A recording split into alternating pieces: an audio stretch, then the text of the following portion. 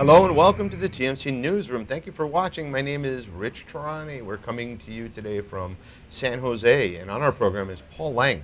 He is the SVP of Products and Marketing at LiveOps. Hello, Paul. Morning, Rich. Thank you for being here. Thank you.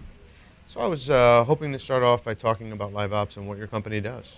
Certainly. I mean, LiveOps is unique in the contact center space on the basis that we've developed a multi-tenanted contact center platform, and then we actually use it ourselves with a community of around 20,000 independent agents who are out there answering calls. So you can take us for the platform for the contact center, the people for the contact center, or a combination of both. Now, how do you interact with those agents? Basically, we run them as a community, and they go through an application process where we're screening them for being a viable potential contractor for us. They go through a voice talent test. They go through a basic set of questions. We take them on board, and then they're managed by our community team. Great. Now, if you were to look out at your customers, I'm curious, what are their top concerns these days? They're looking at things that contact centers have been looking at for a number of years. They're looking for that ease of use, having deployed easily, being able to centrally manage irrespective of where the people or the buildings are placed. They're aware that they need to have that competitive edge, whether they're in a sales contact center or a service contact center, and they're really looking to get that edge over the competition. And so if you were a potential customer, just describe, how does it work? I call you, and then what services are you providing for me exactly? So basically, you contact us, and we can provide what I like to call soup to nuts in the contact center space. So from being met and greeted by an IVR, through integrating with a CRM system or some other back-end database, through queuing, through routing, and routing based on the attributes of the caller or the attributes of the agent in some form of skill, or perhaps it's one of our uniques is a performance-based routing where we actually route to the agents that perform the best. Monitoring, full recording, configurable of course, and encrypted, and a QM suite, quality monitoring suite, on the end of that, so that within one easy to use browser interface, you can have truly an end-to-end contact center application. And now it's browser-based, meaning that most of the technology is in the cloud, all of it? All of the technology is in the cloud, and the thing that goes on either the agent, the supervisor, or the administrator's desktop is a browser. Okay, and what about for the customer? The customer manages it through a browser, so they do all of the administration, configuration, call flow. All of that's in the browser design. Now, if I've got legacy equipment from, I don't know, let's say some Avaya aspect, I've got stuff that's been around for 5-10 years, and I want to work with you, how do I manage the integration between my CPE and the cloud? We've done a number of those, actually, where we have off-the-shelf integrations to a number of the vendors.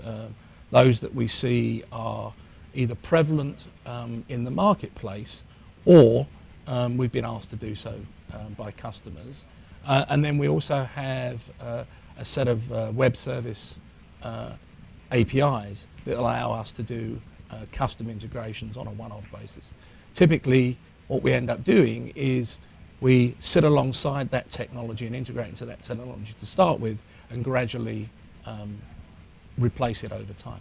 Now, could you give me an example or two of how customers are using your technology? Yeah, I'd love to. We have a couple of customers who are in, I would call, the mid-size space. One customer is West Marine. They're a boating shop and outfit. I've been in there. I've been a customer of their. Oh, excellent. Of theirs before. Or if you called their agents, typically they would have been in the stores or in a dedicated contact center.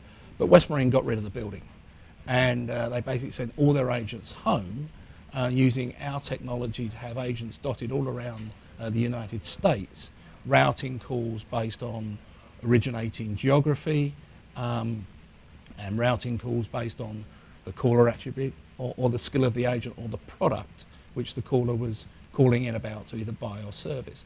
So that's kind of a work at home type of example. We've got another company in the Carolinas, Element Customer Care, and Element basically closed a contact center in the Philippines, brought it back to the United States, and Element used both our technology, and they also overflow calls to our independent contractor community to handle that. Final one, if I may, is Salesforce.com. We're running their contact centers. I think we have 11 sites across 8 or 9 countries around the world. And they've adopted a follow the sun, and they have full visibility and control of those call centers in their buildings, because it's their choice, with full integration into the Salesforce.com CRM product. So one of your second example actually got my attention, because the U.S. administration has spent over $1 trillion to stimulate an economy, and as a result, or not as a result, but millions of jobs have been lost in the process. And so the question is, can your technology be used to facilitate more jobs being created in the U.S. and maybe brought back from other parts of the world? I believe it can, and we have proof points of that. And with our community-based model, we're offering work and opportunity to some people who are choosing to work in a different way. It's the stay-at-home mom, it's the veteran, sure, who can work within the community. And there are those people who actually do like the choose to work that 12 midnight to the 6 a.m. shift, but it's not where they're getting out of the home into their car and going to a building. They're doing it from their home, and they're doing it through choice. Our model is very much an opt-in type of model, where they're opting in to work. That's fantastic. Well, that's a great point, that it's, companies like yours can help boost employment in the U.S., and I hope that politicians are watching, and others that can maybe steer some attention to companies that can help boost American jobs. And so do I, Rich. So thank you so much. Thank you very much for your time today. Keep up the good work. Thank you.